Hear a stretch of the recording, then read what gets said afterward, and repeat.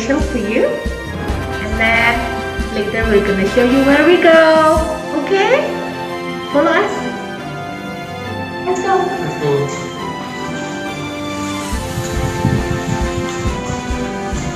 We are from the class and then we're leaving, okay?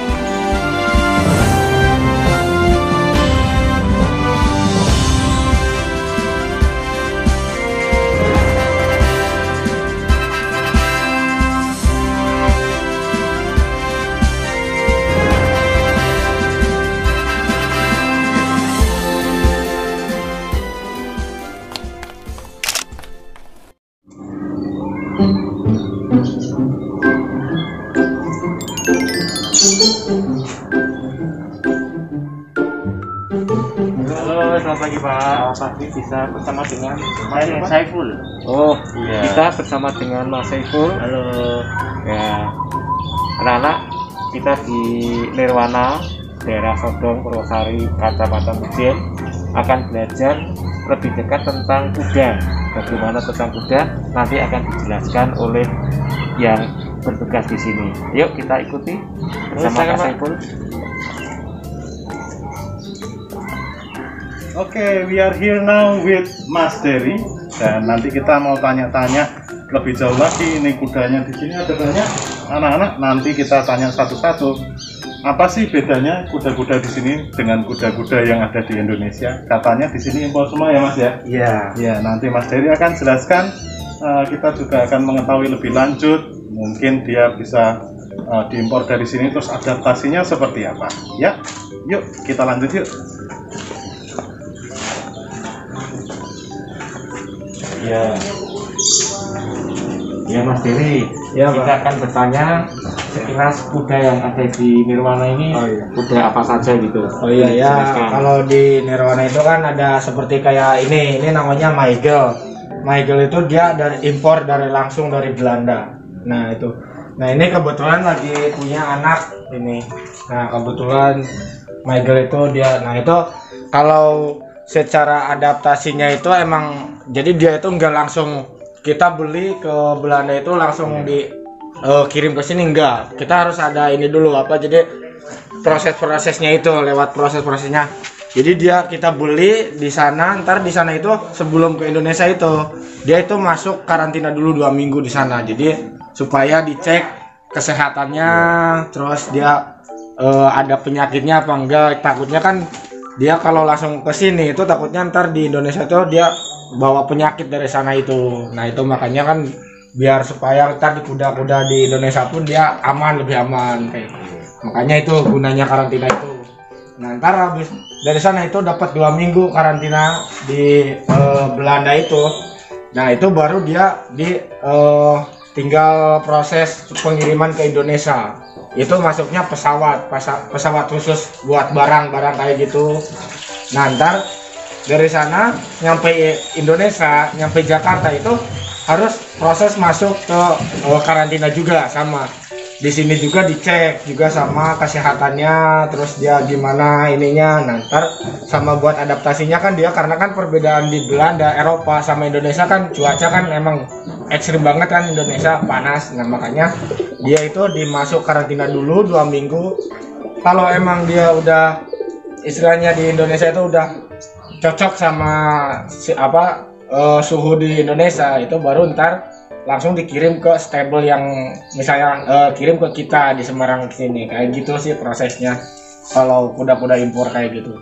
Ini Michael yang dari Belanda itu? Iya. Berarti kira-kira sampai berapa ini? Kalau kita sih karena kan ini kan kita belinya dulu itu emang khusus buat indukan ya. Jadi buat indukan. Nah itu kita belinya nyampe 300-an lah. 300 karena kita kan belinya kan 3 ekor bukan 1 ekor. Kalau 1 ekor mungkin ya bisa nyampe 500-an karena sama ongkosnya kan. Kalau kita kan belinya 3 jadinya lebih murah karena kan transportasinya kan itu kan jadi harusnya 1 ekor jadi 3 ekor kan kayak gitu. Umur berapa ini Mas? Oh kalau kuda sih kita pengalaman itu nyampe 25 tahun. Oh 25 tahun. Jadi 25 tahun itu dia udah istilahnya makan susah, jadi tinggal nunggu matinya aja kayak gitu. Iya. Sudah pernah ada yang sampai mati di sini?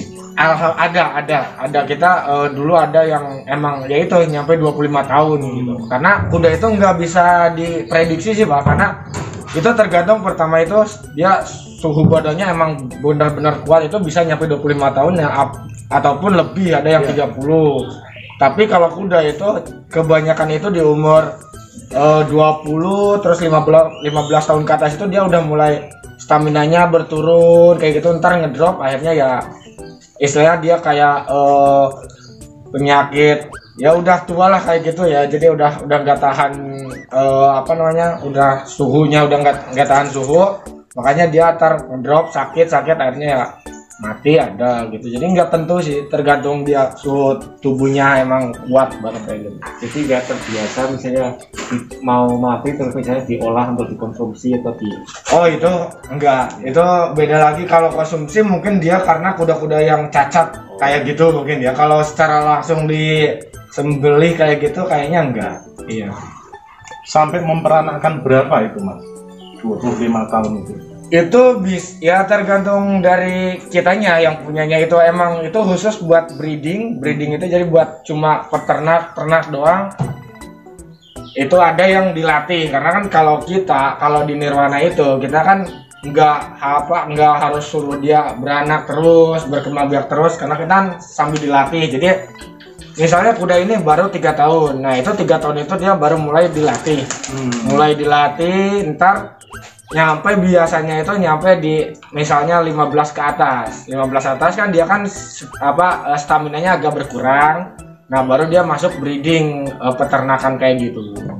Jadi ya kalau kuda itu dia 1,5 tahun itu bisa dapat 1 ekor, karena kan pertama dia itu ngandungnya itu kan 11 bulan. 11 bulan iya, ya? 11 bulan terus 11 dia bulan lamanya. 11 bulan. Nah, terus baru dia kan habis dipisah sama ibunya itu harus umur 5 bulan. 5 bulan. Iya, jadi ya hampir 1,5 tahun lah itu. Itu dapat 1 ekor kuda kayak gitu. Berkembang biaknya dia 1,5 tahun itu 1 kali. Berarti ada yang untuk breeding, ada yang untuk dilatih. Nah iya. Dilatih untuk apa ini? Nah kalau kita itu kan dilatihnya itu kan karena kan kita bawanya itu kuda-kuda dari Eropa. Karena itu kita nyarinya itu buat jadi langkahnya itu lebih indah, santai, kalem. Nah itu kita itu kan buat jumping, kayak loncat, rintangan kayak gitu, terus sama keserasian langkah kayak gitu. Jadi kita bukan mainnya di balapan pacuan kuda kayak itu enggak. Tapi untuk olahraga. Iya sama ya? Untuk olahraga. Karena kan kalau equestrian itu kan itu udah termasuk ke olahraga kayak SEA Games kayak gitu kan, itu udah termasuk. Apa namanya Mas olahraganya? Equestrian. Equestrian. Iya. Equestrian.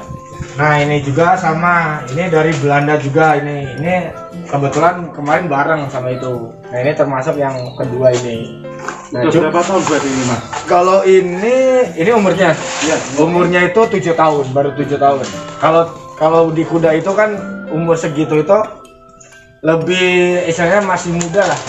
Kebilang masih muda karena 7 tahun kan. Kalau udah 10 tahun ke atas itu udah baru namanya udah lumayan udah tua lah kayak gitu. Jadi kalau kuda di bawah 10 tahun itu masih muda. Nah, Ormarin ini namanya Ormarin ini. Ormarin. Iya, Ormarin. Nah, itu Ormarin itu emang ini khusus kuda buat ikut kompetisi kayak gitu. Jadi karena kan dia kan di sananya itu pun dia udah ikut kompetisi kayak gitu. Cuma belum emang yang benar-benar internasional kayak gitu belum, kayak di sana itu lokalan biasa kayak gitu. Berarti yang dicari gennya ya. Iya. Sudah sering ikut kompetisi, diharapkan nanti anaknya bisa ikut ibunya. Begitu? Nah iya betul, karena kan kalau kuda itu dia ngikut gen bapaknya kayak gitu. Jadi kalau ibunya gennya bagus, bapaknya bagus, itu lebih nanti diharapkan bagus lagi. Anaknya bagus. Anaknya gitu ya? pasti bagus. Apakah di sini betina semua Mas? Kalau pejantannya? Oh enggak, kita itu ada pejantan, ada betina. Jadi enggak khusus betina semua enggak. Ada jantannya juga. Ini dari Belanda sama yang barengan tadi Michael itu. Ya, cuma kan beda dia itu beda ini Pak. misalnya kalau ini khusus buat kompetisi kita ngikut karena dia kan udah jumping tinggi kan, buat loncat tinggi. Berarti kalau sudah kompetisi berarti harganya luar biasa. Ya kita ini hampir ya 1 M lah ya. Hampir 1 M. Merawatnya juga bagaimana ini Mas? Apakah ada khusus? Kalau merawat itu kita tiap hari emang dia kuda harus dikeluarin terus, jadi sebelum dikeluarin, habis dikeluarin itu terus dikerok. Badannya itu kan dikerok supaya kan itu kan ada kotor-kotorannya itu, dia debu-debunya itu berjatuhan kan sama bulu lamanya itu kan ambil semua. Habis dikerok, disikat, terus kita bawa jalan karena kan kuda itu kan emang harus dia jangan di dalam terus. Jadi tiap hari itu dia minimal lah jalan 1 putar Nirwana Stable udah dia masuk lagi, karena kalau dia terlalu lama di dalam kandang itu dia jenuh. Nah jenuh, ntar begitu dia sekali keluar itu dia main-main, jadi kayak nakal kayak gitu. Jadi sifatnya itu bisa beda kayak gitu. Kapan dimandikan ini kuda? Kalau mandikan mungkin kalau mandi itu kan, kalau kuda itu mandi itu kan kalau badannya keringetan terus kotor banget itu baru dimandi. Kalau dia nggak keringat itu paling ya cuma dikerok, disikat gitu ya, disikat-sikat gitu udah, terus baru jalan. Nah kebanyakan itu kuda kalau pas habis latihan itu baru kita mandiin karena kan keringatnya pasti banyak. Kalau mandinya itu nggak tentu sih Pak, kadang-kadang ya 2 minggu 3 kali, 1 minggu 3 kali, kadang-kadang 4 kali tergantung aktivitas kudanya sih. Latihan itu ada kemungkinan lupa apa yang pernah dilatih kalau misalnya udah lama nggak dilatih. Oh ada juga emang. Jadi misalnya kuda itu kan dia kan udah misalnya nggak latihan itu 2 tahun 3 tahun itu dia harus balik lagi. Jadi harus diingetin lagi. Misalnya sekarang kuda ini dia istirahat 2 tahun. Nah itu begitu mau dilatih lagi itu harus istilahnya harus kenalan lagi, enggak langsung dinaik. Jadi seperti kayak yang tadi di bundaran kayak gitu, pakai tali diputar dulu supaya dia tuh ingat lagi. Nah ntar udah lama-lama baru dicoba naik, tapi naiknya masih belum buat jumping kayak gitu, tetap harus dari awal kayak gitu. Yang mana Mas? Kalau perbandingannya ya mungkin lebih mudah Eropa ya, karena dia kan kalem, karena darahnya juga kan dia kan dingin kan, jadinya dia kalem, santai, jadi cepet pinter lah kayak gitu.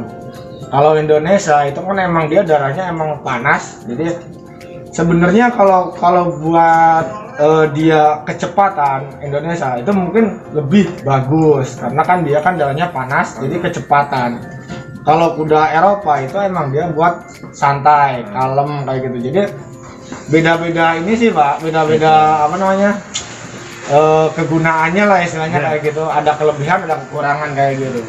Berarti kalau naik kuda Indonesia sama kuda Eropa itu kalau membahayakannya bisa saja dikatakan membahayakan yang lokal ya, karena keras dan itu gimana? Kalau itu sih tergantung karakter kudanya Pak. Balik lagi ke karakter kuda. Jadi antara kuda Indonesia sama Eropa itu sebenarnya kalau dinaikin tuh sama aja, tapi tergantung dari sifat kudanya, karakter kudanya.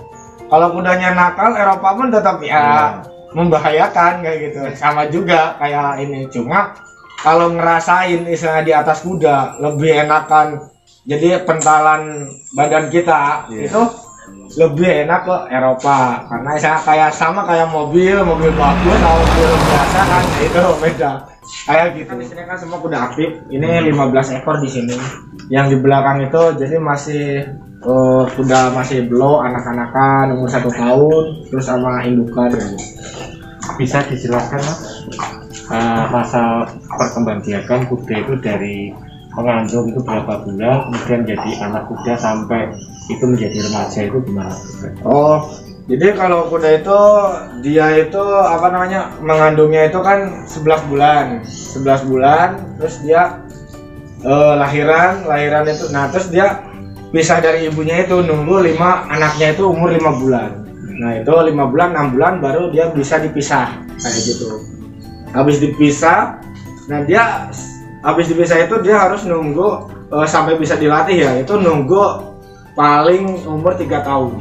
Jadi kalau kuda itu udah 3 tahun, paling cepat 2 tahun setengah lah, 2 tahun setengah dia udah mulai di lancing itu, jadi dia dilatih ringan, jadi buat supaya dia putar-putar dulu, dia memahami lah motor kayak gitu. Nah itu di umur 2,5 tahun udah mulai dilatih. Nah kan kalau sebenarnya kuda itu dia kalau kayak di kita itu kuda-kuda apa buat equestrian itu kita harus nunggu umur kudanya itu supaya lebih kalem itu umur 4 tahun ke atas. Karena apa, kalau 4 tahun ke atas itu si jiwa keanak-anakannya pun dia kan udah mulai dewasa lah kayak gitu, jadi udah mulai cepat ngerti, dikasih arahan gini dia cepat ngerti. Beda kalau kuda umur 3 tahun ke bawah itu dia masih kadang-kadang dinaik nakal kayak gini, susah diatur kayak gitu. Berarti sudah mulai agak dewasa itu setelah umur 3 tahun ke atas ya? Iya, 3 tahun ke atas kayak gitu. Itu kok rambutnya dikepang-kepang kenapa Mas? Nah ini dia gunanya itu sebenarnya dia dikepang ini itu dia rambutnya itu enggak satu arah. Jadi dia kadang-kadang yang ini ke sana, yang ke belakangnya itu ke sini. Jadi beda arah kayak gitu. Makanya kan dikepang kayak gini dia supaya ntar lama-lama kan dia jadi satu arah sama ngikut semua. Kayak jadi biar rapih. Apakah mengganggu ketika misalnya rambutnya arahnya beda-beda? Oh, kalau ngeganggu sih enggak, cuma buat penampilannya aja sih. Supaya lebih ganteng ya? Supaya lebih ganteng, cantik kayak gitu sih Pak. Terus ini jinak sekali ya Mas ya? Kalau ini iya jinak. Ini umurnya 5 tahun. Wah, 5 tahun Japalo. Ini dari tadi ketika berbincang kudanya selalu menghampiri, minta makan. Biasa dia kan, ini kan 5 tahun jadi udah masih terlalu, saya kan masih ya agak-agak labil lah kayak gini jadinya. Agak sensitif kayak gini. Tapi dia ya saya kayak ngajak main lah kayak gitu lah kayak gini. Ini juga Jabalap ini juga sama dari Eropa, Jerman kalau ini. Pada masa bayi itu kan biasanya kalau binatang atau hewan yang melahirkan itu menyusui induknya ya. Ini apakah di sini awalnya menyusui induknya dulu atau langsung sudah diberikan? Oh iya, ya emang bagusan itu emang dia menyusui sendiri. Jadi kan kuda itu kan habis lahiran itu dia nunggu paling itu setengah jam dia langsung berdiri ya? Berdiri. Nah ntar kita yang ngarahin, jadi dia begitu udah mau berdiri kita yang ngarahin ke arah susu ibunya, karena supaya apa, karena kan kalau baru kayak gitu kan dia kan nyari susah. Nah makanya kita diarahin. Nah itu yang bagus itu buat dia lebih kuat lagi itu susu pertamanya ibunya. Itu emang itu harus minum gitu, harus minum karena supaya apa, ntar kalau nggak minum langsung yang susu pertama ibunya itu misalnya dibantu sama susu sapi, kambing kayak gitu beda. Jadi tubuhnya itu dia masih lemas terus. Beda kalau tahannya beda ya. Daya tahannya beda kalau sama susunya asli ibunya. Dia lebih segar kelihatan kayak gitu. Sama pertumbuhan sih Pak, dari pertumbuhan. Misalnya kalau kuda itu misalnya ibunya mati itu otomatis kan kita kan dibantu sama susu sapi kayak gitu. Nah itu dari segi perkembangan tubuhnya dia pun beda. Biasanya dia kayak kecil terus centet kayak gitu loh Pak. Jadi nggak bisa berkembang maksimal ya. Dia nggak bisa berkembang kayak disusuin ibunya kayak gitu. Pasti ada kekurangan. Nah untuk perkembangbiakan itu hewan kuda yang ada di sini dilakukan secara alami perkawinan antara jantan dan induknya atau ada yang lewat kawin suntik itu? Oh iya, kalau kita ada yang alami, ada yang kawin suntik kayak sapi kayak gitu. Jadi kita tergantung lihat betinanya itu. Jadi betinanya itu emang dia emang kuda bagus karena kan kelemahannya alami itu kan kadang-kadang pejantannya kan ada yang rese, yang galak kayak gitu kan, yang ditakutin itu ada jadi melukai si betinanya itu. Makanya kalau kuda-kuda yang emang agak lumayan bagus kayak gitu emang itu di IB, kayak Jerman kayak gini kan, Eropa kebanyakan di IB. Karena IB Mas? IB itu kawin suntik kayak gitu, jadi nggak alami. Nah itu terus keduanya itu kalau di IB itu kawin suntik itu dia lebih positifnya itu lebih 95% itu jadi kayak gitu. Beda sama alami karena kalau kawin suntik itu emang benar-benar dicek kan. Jadi dari tanggal berahi ini dalamannya kotor apa enggak kan, rahimnya kan itu kan mengganggu juga. Makanya kalau udah emang dia benar-benar bersih itu baru disuntikin kayak gitu. Kalau alami itu kan kita ngandelinnya kan berahinya si kuda. Jadi misalnya betina ini berahi langsung aja kawin kayak gitu kan, nggak tahu dalamannya kotor apa bersih, nggak tahu. Nah itu kalau kawin alami itu kebanyakan yang gagal itu karena itu kita belum tahu di dalamnya itu kotor apa bersihnya kayak gitu. Sudah siap atau belumnya gitu ya? Siap atau belumnya kayak gitu. Ketika melahirkan tuh mungkinkah bisa lebih dari 1, 2 atau 3 anak yang dilahirkan? Oh bisa. Itu kalau kuda itu sama kayak kita, kayak orang. Jadi kalau kuda itu sih lebih bagusan mending 1 ekor aja ketimbang 2 kembar kayak gitu. Karena kalau kembar itu dia biasanya itu kadang-kadang yang satu hidup, yang satu mati. Kalau enggak cacat kayak gitu. Jadi kebanyakan orang, jadi istilahnya yang kembar itu ya rata-rata 95% itu ya mati. Dibersihin, langsung ke tanaman di ini. Itu emang dia kan karena ada gasnya. Panas ya. Panas, jadinya bisa mati. Cuma harus difermentasi dulu.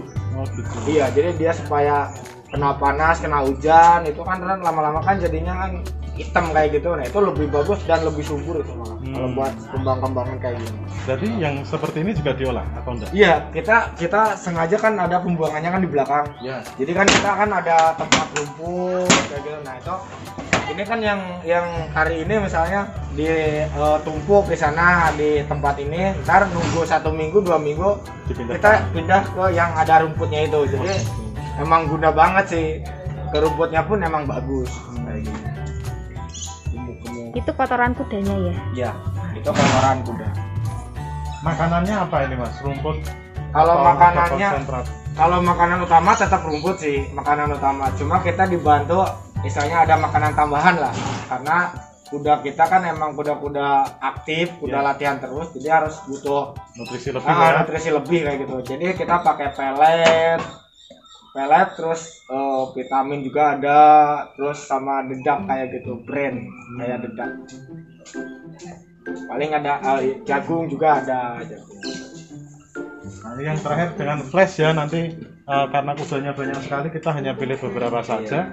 Nah ini flash yang terakhir nih. Flash dari mana ini Mas? Kalau ini flash itu dia udah termasuknya kuda lokal. Oh kuda lokal. Nah kuda lokal, cuma nggak 100% kuda lokal. Jadi dia itu ibunya lokal asli. Nah pejantannya itu dia Australia kayak gitu. Jadi campuran dicampurin lah, di blasteran ya. Cuma dia emang udah misalnya termasuknya kuda-kuda lokal kayak gitu. Tapi jadinya tinggi ya? Iya. Kalau misalnya yang lokal dia mungkin lebih pendek dari ini ya Mas? Jadi ini kan dia kan makanya kan kalau kuda itu dia cenderung ngikut gen bapaknya. Makanya kan jadinya tinggi. Ayahnya Ya dari Eropa. Ayahnya dari Australia. Australia. Ini. Nah itu bapaknya, yang sampingnya ini bapaknya. Oh bapaknya malah Iya, ini itu. lebih kecil malahan. Enggak, ini emang tinggian bapaknya. Ini kan dia naikin nih. Oh. Manjat sini.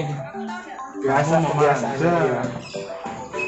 Kalau yang ini bapaknya berapa tahun ini Mas? Kalau bapaknya itu udah ya 15 mau 15 tahunan lah. Ini sudah Iya sudah tua hitungannya ya. Udah tua, iya. Kalau yang 15 tahun ini berarti hanya dirawat saja sampai dia nanti tidak ada gitu maksudnya. Iya. Karena kan kita kan apalagi kan dia kan pejantan kan. Ya. Jadi pejantan terus Australia jadinya ya kita ya rawat aja, terus rawat, paling dia rawat jalan biar supaya dia nggak bosan. Ntar kalau misalnya waktunya ada betina yang lokal yang mau kawin, mungkin langsung ini dikawinin kayak gitu. Kalau kuda-kuda kayak gini itu kawinnya alami. Cukup, nanti kita bertemu lagi di bagian unggas. Iya.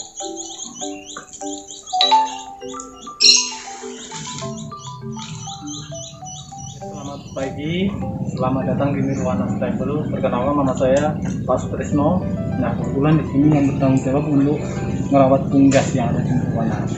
Nah, Pak Trisna akan mengenalkan satu persatu unggas yang ada di Nirwana. Dari yang pertama, ini ada ayam Golden Bison. Nah, Golden Bison ini asalnya dari Tibet. Untuk perawatannya sendiri itu sangat gampang, sangat mudah sekali, seperti merawat ayam kampung pada umumnya. Cuma bedanya di sini ayam Golden Bison ini setahun hanya bertelur hanya 1 kali aja. Setahun hanya 1 kali. Iya. Pantas mahal ya Pak. Ayamnya sendiri satu pasang itu bisa mencapai 13 sampai 15 juta. Itu dalam Usia siap produksi. telurnya. Kalau yang jantan itu yang berwarna-warni. Nah, rata-rata kalau ayam bias, kalau kita ingin membedakan mana yang jantan dan mana yang betina, biasanya itu ayam bias itu yang menarik itu justru malah yang jantannya. Ini 1 kali periode bertelur itu mampu mencapai 10 sampai 15 butir telur. 10 sampai 15 butir telur. Iya. Itu semua jadi semua. Kemungkinan jadi itu 70 sampai 80%. Makanannya itu sama seperti ayam kampung, yaitu bisa biji-bijian, terus bisa dengan fur atau makanan pabrikan lainnya. Sehari makan berapa kali Mas? Kita kasih 2 kali, jadi pagi sama sore. Masa mengerami telurnya itu Untuk masa mengerami telur itu 17 hari. 17 hari. Kalau untuk menetasnya kita pakai bantuan inkubator. Jadi ini kurang gitu karena di sini kan bising, jadi takut terganggu, mending kita masukkan ke inkubator. Kalau masuk inkubator bisa semua menetas dengan baik? Iya, sama. Sama? 80%. Sudah bisa 100%. Ya itu kalau ngerayu si pasangannya biasanya itu mekar di bulu ekornya, bulu lehernya itu mekar. Biasanya ini untuk hiasan taman aja, karena dia itu tidak bisa terbang. Kalau yang lain kan bisa terbang, biasanya untuk hiasan taman. Tapi suaranya bagus ya? Iya. sampai harga berapa ayam biasa? Kalau ayam ketika nada ini biasanya sepasang cuma 500-an. 500.000. Iya. Kalau yang ini adalah merak biru. Merak biru. Merak biru ini asalnya dari India. Oh, merak biru. Ini sedang rayu pasangannya. Namanya Bobo. Jadi pasangannya tidak selalu mau ya? Tidak selalu mau, Pak. Nah, usia ini sudah 3,5 tahun usia pejantannya. Nah, ini sama seperti Tibet tadi, jadi musim telurnya itu hanya tahun sekali aja. Sekali bertelur berapa? 1 kali bertelur bisa 1 kali periode bertelur itu mampu 10 sampai 15 butir telur juga. Juga 70% atau 80% ya? Ya 70 sampai 80%. Untuk masa menetasnya telur ini sampai 28 hari. Kalau Hampir 1 bulan. iya, hampir 1 bulan. Telurnya soalnya gede. Jadi seandainya tidak disekat-sekat di dapur ada kemungkinan berkelahi ya? Iya, tetap berkelahi, Pak. Nah, kalau yang sebelahnya kok bisa tidak berkelahi? Nah, ini karena keperanakan. Ini anaknya ini. Oh, Ini umurnya ini sudah 1,5 tahun. dua-duanya ya? Iya. 3, yang 1 agak cacat itu karena peranakan pertama jadi kurang sempurna. Nah, biru untuk makanannya itu sama seperti Tibet tadi, yaitu bisa dengan biji-bijian, aneka biji-bijian, terus sama dengan fur, beras merah, dan sayur-sayuran pun mau, buah-buahan, beras merah. Ayam Brahma Bisa juga digunakan untuk hiasan taman karena dia itu tidak bisa terbang. Nah, kelebihan dari ayam Brahma itu bulunya itu sampai ke telapak kaki. Ini cara perkembangannya juga hampir sama dengan yang Kalau untuk ayam Brahma itu seperti ayam kampung. Jadi habis menetas nanti selang berapa 40 hari dia bertelur lagi. oh sekitar 40 hari itu. Iya, ayam Bantam Sojin. Bantam Sojin. Iya, Bantam Sojin ini biasa digunakan untuk hiasan taman juga karena dia itu tidak bisa terbang. Nah, kelebihan dia itu ayam itu bulat kayak telur, bulat gitu. sama seperti apa Brahma tadi, bulunya itu sampai ke telapak kaki juga, cuma dia itu tidak bisa besar, cuma kecil aja. Berarti bedanya si Brahma sama ini bentuknya ini lebih bulat gitu ya? Lebih bulat. Terus dia itu maksimal segitu aja, paling gede. Kalau Brahma itu bisa mencapai 7 kilo. Kalau dikonsumsi bisa enggak, Pak? Bisa, konsumsi bisa. Kalau untuk Brahma itu kalau di Amerika biasanya untuk konsumsi karena dia itu dagingnya lebih banyak tuh. Lebih enak nggak dari Lebih lokal? enak. Lebih enak. Lebih enak. Pernah ngerasain Pak? Harga dengan yang lokal, Pak? Kalau harganya itu jauh lebih mahal karena ini satu pasang itu bisa mencapai 2 jutaan. Brahma satu pasang 2 jutaan? Iya. Kalau yang ini? Kalau yang ini 500-an. 500-an. Iya. Terus yang paling ujung ini Polan. Polan. Nah, ayam Polan. Nah, jadi ada jambulnya kepalanya. Suaranya seperti ayam lokal ya? Nah, sama seperti ayam kampung, cuma dia itu ada jambulnya aja. Untuk makanan dan perawatannya sama seperti ayam kampung. Bertelurnya?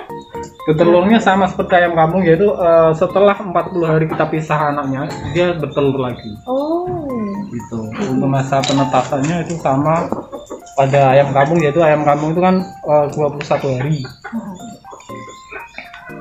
Pada umumnya unggas berarti kalau yang jantan nanti. Iya, kalau terutama untuk ayam hias. Kalau ayam hias itu rata-rata yang jantan itu justru yang menarik.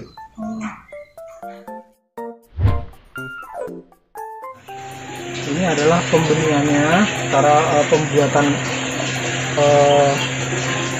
penyemaian ya, istilahnya penyemaian hidroponiknya. Jadi kita, ini namanya rock wool. Rock wool kita lubangi. Nah, habis itu kita taruh biji. Nanti kalau sudah segini, nah segini kita taruh ke ini net pot. Ini namanya net pot untuk tanaman, tempat tanamannya. Nah, taruh sini. Setelah itu kita celupkan. Dipastikan airnya itu menggenangi rock woolnya tadi supaya basah gitu. Net potnya itu bisa dibeli di mana, Mas? Di mana, Pak? Net potnya bisa dibeli di mana? Oh, setiap toko pertanian banyak. Oh, banyak. Iya. Nah, ini net potnya. Terus ini usianya ini 10 hari. 10 hari setelah semai. 10 hari HSS ya. Setelah semai nanti 14 hari kita pindah ke greenhouse produksi. Jadi ini perkembangbiakannya dengan biji ya? Iya. Generatif. Terus ketika memasukkan ini ke potnya ini ada nutrisinya enggak? Enggak. Selama seminggu kita enggak kasih nutrisi, air baku aja. Nah, setelah dia punya daun kayak gini, nah kita kasih nutrisi. Nutrisinya apa Pak? Nutrisinya kita pakai AB Mix. AB Mix nanti contohnya di sana. Air baku itu apa, Pak? Air baku? Air baku itu air pokoknya aja, air netralnya sini. Paket apa ini, Mas? Ini sawi bakso atau caisin. Ini satu pot ini 2 biji ya? Iya, saya kasih 2 biji ya. Sebenarnya lebih bagus 1 biji. Cuman saya kan eman-eman lah istilahnya, eman-eman. Sayang nutrisinya kebuangan. Sebenarnya kalau ini selada 12 HSS ini, 12 hari setelah semai. Nih. Tanaman-tanaman apa saja yang cocok untuk hidroponik, Mas? Nah, untuk tanaman hidroponik sebenarnya semua tanaman bisa untuk hidroponik. Cuma yang paling mudah itu untuk sayur daun aja yang paling mudah. Kenapa kok menanamnya secara hidroponik? Apakah menguntungkan? Kalau untuk dari segi keuntungan itu sebenarnya sama seperti konvensional. Cuma kelebihan di hidroponik kita itu tidak perlu gelepotan tanah gitu loh, Pak. Jadi lebih bersih ya? Lebih bersih, lebih higienis. Hasil produksinya pun lebih higienis. Kita tidak perlu pakai pestisida, walaupun modal awalnya lebih gede. Dikasih atap yang karang-karang itu menghindari air hujan itu apa? Ya, selain air hujan, ya juga supaya tidak ada kotoran-kotoran masuk gitu, Pak. Atau misalnya daun-daun kering yang masuk, termasuk hama juga. ya hama juga. Nah, ini fungsinya insect net. Ini namanya insect net ya. Ini supaya hama tidak masuk. Tapi itu Pintu harusnya selalu tertutup. Pintu selalu tertutup. Namanya apa biasanya Pak? Biasanya kutu, terus belalang, ulat. Ulat dari kupu-kupu gitu. Iya, dari kupu-kupu. Nah, kalau yang ini pakcoy. ini yang siap Ini berapa? pakcoy. Ini sudah Pakcoy. 15 HSS ini. Ini sudah mau dipindah. Nanti mungkin nanti sore saya pindah sana. Usahakan sinar matahari itu 12 jam full ya. Supaya untuk perkembangan tanamannya itu bagus. Bedanya sawi lokal dengan sawi yang ini gimana? Ini lebih bersih. Terus sawi pakcoy maksudnya. Bedanya tanah yang lebih mencolok nanti sana Pak. Karena ada sawi yang Ada pakcoy. pahit tapi ada yang enggak gitu. Masa? Oh, kalau yang pahit itu biasanya kelebihan nutrisi ya.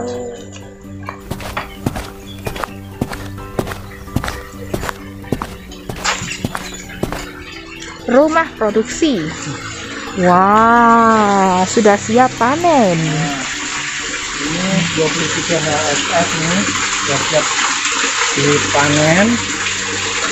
Cantik. Mungkin nanti sore sudah kita panen. Ini pakcoynya juga sudah bisa dipanen juga.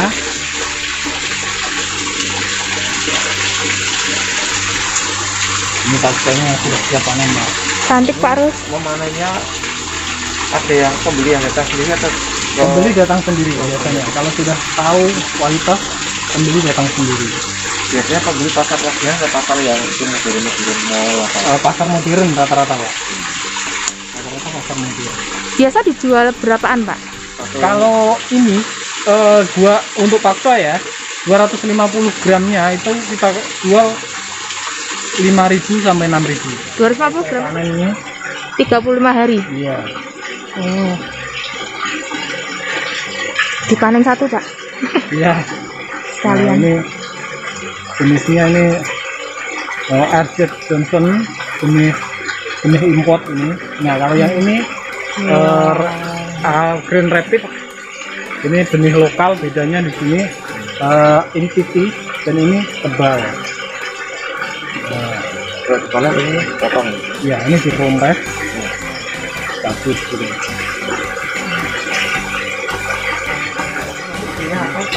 Oh ya, ini nutrisi abinisnya. Nah, kebetulan saya udah kemasi tadi. Itu disumpikkan gitu atau gimana? Ya, ini dicampur sama airnya. Oh. Campur sama airnya. Jadi kita itu harus cek dulu. Ya, tiap sore sama pagi kita cek nutrisinya. Ini harusnya di angka 800 sampai 1000. Nah, ini 800 kurang 4 ya nutrisinya, berarti cukup. Nanti sore kita tambahin aja, karena biasanya kalau tanaman itu makannya itu sore. Makanya sore kok tanaman? Iya, tanaman itu makannya sore, ngolahnya jam segini. Oh.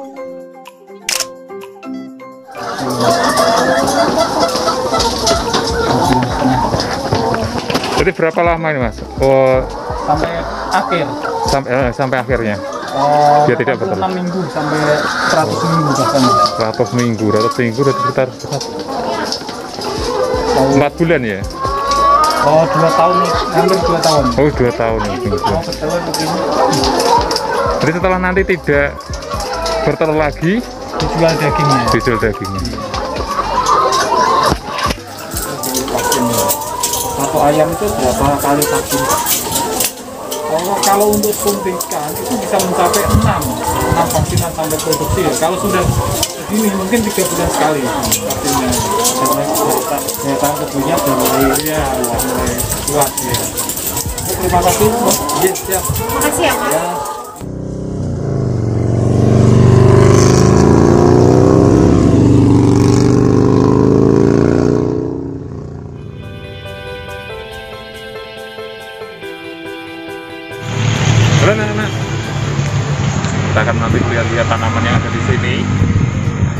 apa saja tanamannya.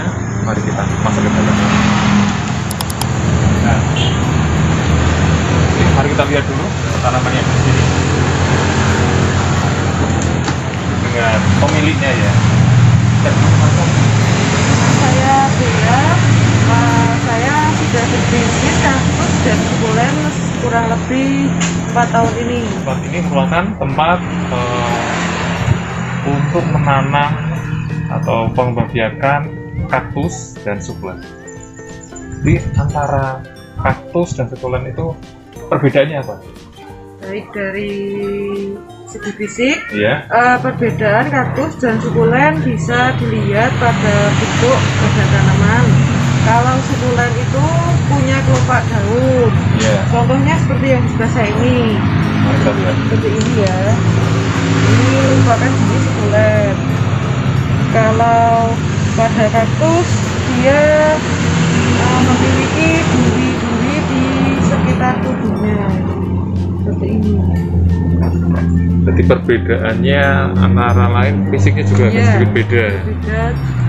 Cuman mereka masih berasal dari satu tempat, yaitu tempat yang beriklim panas dan pada umumnya berada di gurun-gurun atau di gunung-gunung bebatuan.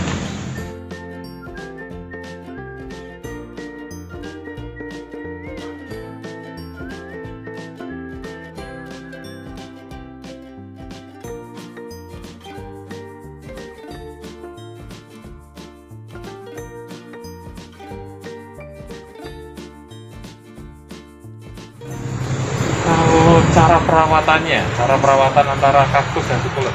Kalau cara perawatannya sebenarnya tidak susah ya, karena penyiramannya pun tidak setiap hari. Jadi kalau musim panas seminggu sekali pun cukup. Kalau musim hujan bisa sampai 10 hari sekali ataupun 2 minggu sekali, tergantung dengan cuaca dan tingkat kekeringan media tanamnya.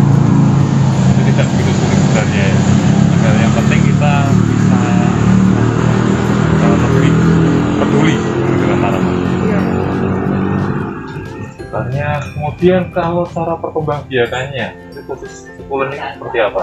Untuk cara perkembangbiakannya untuk sukulen di sini saya punya contoh. Ini adalah hasil dari stek batang. Stek batang caranya seperti ini ya.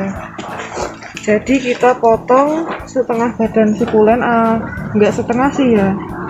Kita sisakan 2 lapis daun di bawahnya. Kemudian kita potong seperti ini. Jadi setelah itu bagian atasnya akan kita tunggu, kita keringkan selama 4 harian. Baru kemudian kita taruh kembali ke dalam pot yang sudah terisi media tanam. Kemudian nanti mungkin sekitar 2 minggu lagi batang sukulen yang sudah dipotong ini akan menghasilkan tunas-tunas baru di sekitar batangnya seperti ini.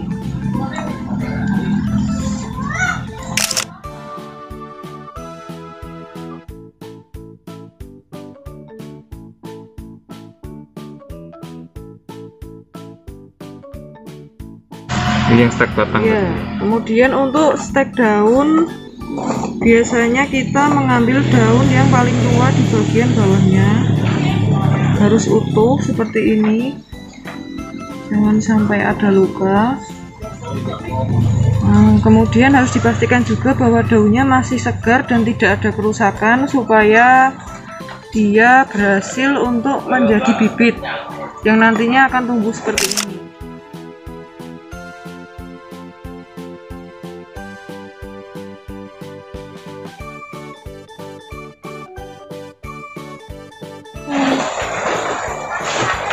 Ini sudah sekitar 1,5 bulan.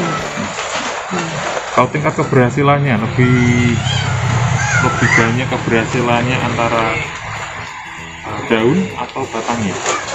Saya rasa tingkat keberhasilannya sama ya Mas ya. Cuma kalau dengan daun ini lebih lama, karena dengan daun itu dia memakan waktu pada perkecambahan lain. Nah ini kan nanti kan setelah diambil dari induknya begini, daunnya tidak boleh langsung ditaruh di atas media tanam. Paling tidak dia harus didiamkan dulu mengering di atas nampan bersih gitu, baru ditaruh di atas media tanam, kemudian disemprot-semprot gambak yang sedikit, listing, kemudian untuk berikutnya biasanya disemprot 3 hari sekali. Bisa lama keluar akar, ataupun kadang juga keluar dulu tunasnya seperti ini, baru nanti keluar akar. Nanti kalau sudah besar ini lama-lama mengering daunnya, kemudian dia akan tumbuh sendiri. Jadi cadangan makanannya. Iya, ini adalah cadangan makanannya. Pembiakannya selain batang dan daunnya? Kalau sukulen ini aja sih, sebenarnya juga bisa menghasilkan biji, tapi kita jarang, soalnya bijinya sangat lembut sekali ya. Kalau yang biasa kita semai-semai itu biasanya biji kaktus. Biji kaktus ini buahnya seperti ini, kalau muda buahnya seperti ini. Jadi nanti lama-lama dia akan membesar, memerah, kemudian bagian dalamnya bisa kita panen dan kemudian bisa disemai. Kalau sudah disemai hasilnya seperti ini. Ini mungkin sekitar 4 atau 6 bulanan.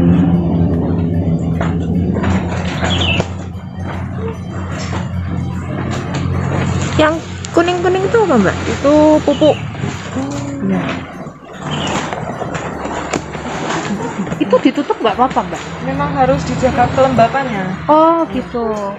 Jadi nggak boleh kena sinar matahari malahan? Boleh, cuman dia harus tetap lembab. Karena kalau dia mengering itu dia gagal besar.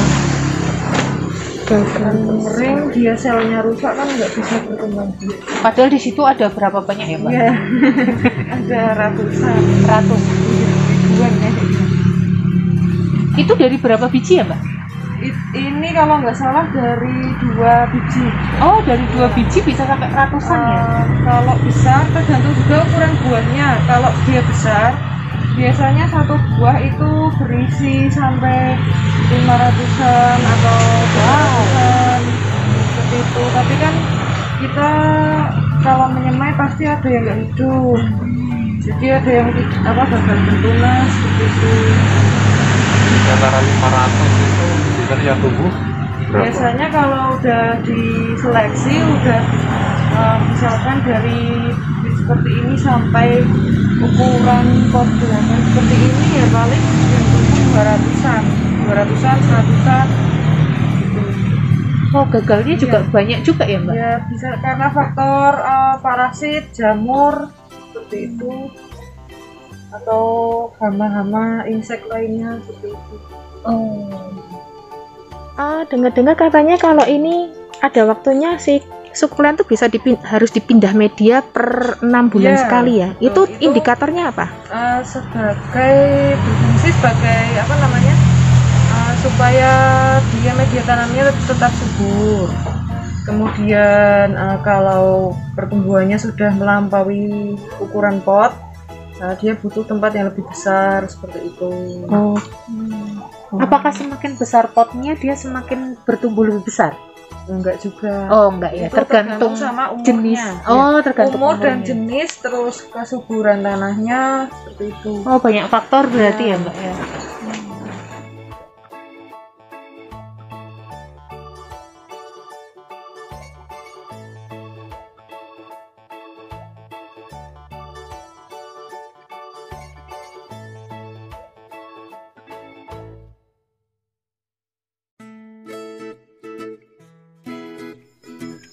Dari segini banyaknya kira-kira yang mulai pertama Kak dia punya itu yang mana, Kak? Dulu saya waktu pertama punya ini. Oh, udah besar ya. Udah berapa tahun ini? Itu udah 6 tahunan lah ya, 6 tahun 7 tahunan. Itu dulu saya pelihara masih 1 tangkai aja. Di 1 tangkai ini pun nggak segede ini, saya mungkin gedenya 10 cm gitu. Terus saya mulai buka usaha ini dia udah di pot 15 cm, kemudian lama-lama besar dan ini sudah di pot 50 kalau nggak salah, 50 cm. Keren. Yang termahal yang mana, Kak? Kalau yang paling mahal mungkin Starfire itu kali ya.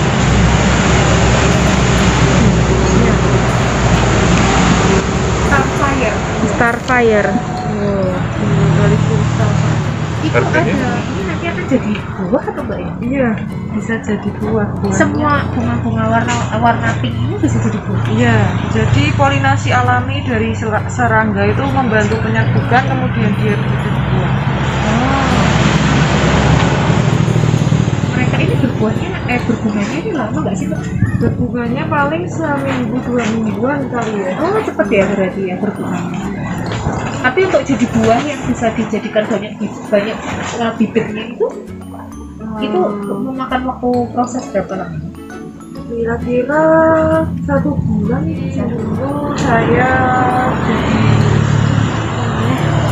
pertama kali nikah itu kan saya punya anak nomor 1 namanya Adlai. Jadi nama Adlai ini sebenarnya berasal dari nama anak saya. Iya. Terus saat itu kan saya juga penghobi sukulen dan kaktus.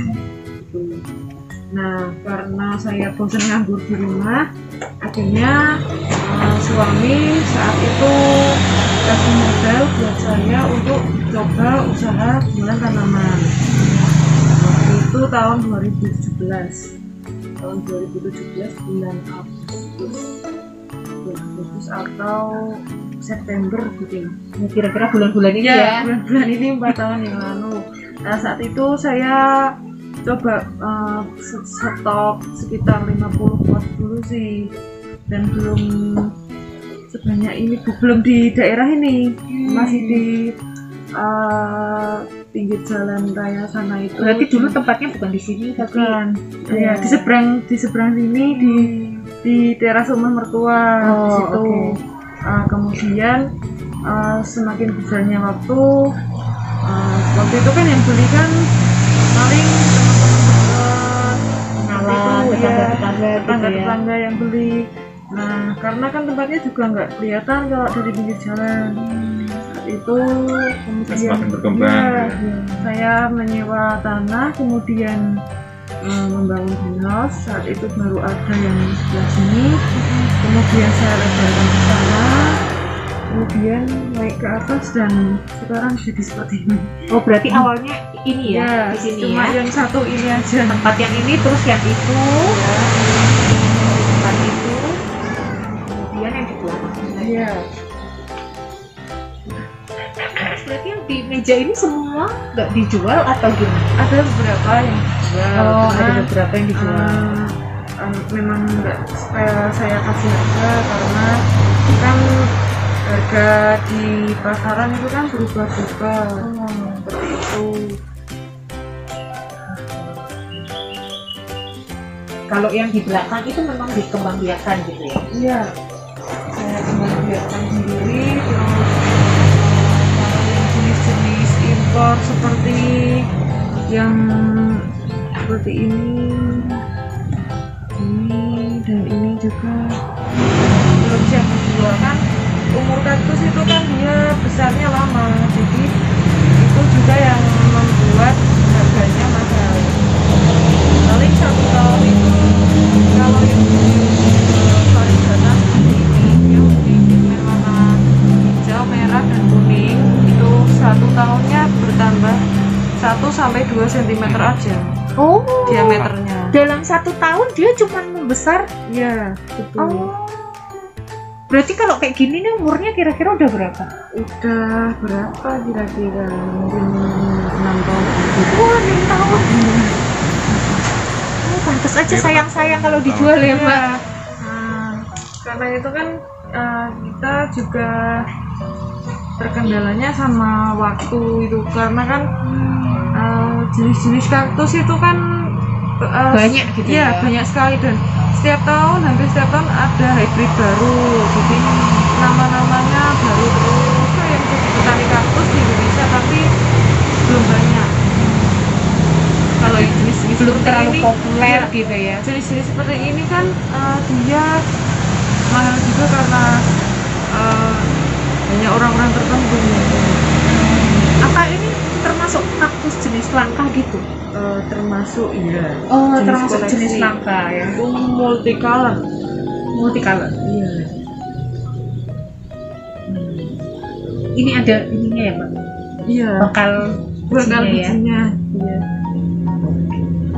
Kita nyilangin seperti itu kan nanti berbuah bulan depan baru dipanen, terus kita gedein dulu bertahun-tahun seleksi alam. Itu nanti kan juga Itu yang mungkin bikin langka Iya, gitu ya? betul. Jadi karena nggak semuanya hidup. Iya, jadi itulah kenapa harganya bisa ratusan ribu bahkan jutaan, karena butuh usaha yang lebih buat dibesarkan. Impor itu sudah banyak sekali, karena dia kita juga beli dari luar itu datang kan nggak selalu semuanya utuh, ada yang busuk atau ada yang rusak di perjalanan. Bapak berarti kalau misalnya beli dari luar, berarti pakai pesawat atau gimana? Ya, pakai pesawat. Jadi kita misalkan ambil kaktus dari Thailand, dari Thailand. Kemudian kaktus itu dikirim ke tempat kita. Nanti kan kita harus mengajukan surat izin pemasukan tanaman sama Kementerian Pertanian. Oke. Nah, jadi kita harus punya izin impor juga. Nah, seperti itu. Nanti kalau suratnya sudah disetujui oleh Menteri Pertanian, baru didatangkan. Setelah didatangkan pun harus ada prosedur pemeriksaan tanaman, misalkan dia ini membawa penyakit atau tidak, steril atau tidak, gitu. Berarti prosesnya panjang. Panjang sekali. Oleh sebab itu kenapa harganya mahal, dan sekarang pun juga banyak sekali orang yang berusaha menyelundupkan kaktus seperti itu. Ini dia buatan sih sintetis ya, karena kan di alam aslinya nggak ada yang warnanya seperti itu. Jadi ini memang Mbak dia tata atau maksudnya memang dibentuk seperti ini atau maksudnya warnanya ini apa rangkaiannya? Warna dan rangkaiannya sih. Rangkaiannya saya bentuk sendiri, saya yang menyusun. Cuman kalau warna-warnanya ini dia dihasilkan dari apa ya namanya, kayak laboratorium gitu sih. Karena dia sampai besar pun warnanya akan konsisten seperti ini, dia nggak akan berubah. Anak-anakannya pun juga Berarti warnanya tetap cerah-cerah gini ya? Tetap seperti itu. Ini bisa disilakan nggak ya Pak? Dia jarang berbunga, mungkin karena sudah diprogram atau bagaimana, jadi dia nggak bisa berbunga. Selama ini saya belum pernah menemukan yang bisa berbunga. Kalaupun berbunga, dia disilangkan pasti tidak jadi. Dari dia ya, mengenai kaktus dan sekolah. Nanti kalau seandainya kalian ada pertanyaan, bisa langsung hubungi sosial media yang ada di atas ini, atau juga di bawah ini. Ya. Nanti di tag ya. Oke. Berarti penjelasannya, sampai jumpa untuk di kelas. Bye. Bye.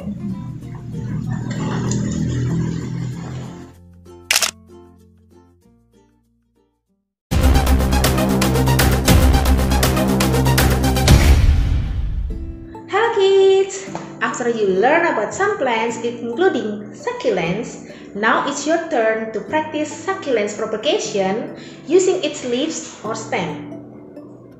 First of all, you have to prepare the material given to you yesterday. The first one, you will need succulent pens, and then you will need this one, plastic gloves. Yeah, you will need this. And then you will need this one, sprayer, and also the box, and also the lid, and of course soil. Okay, Let's learn how to practice it.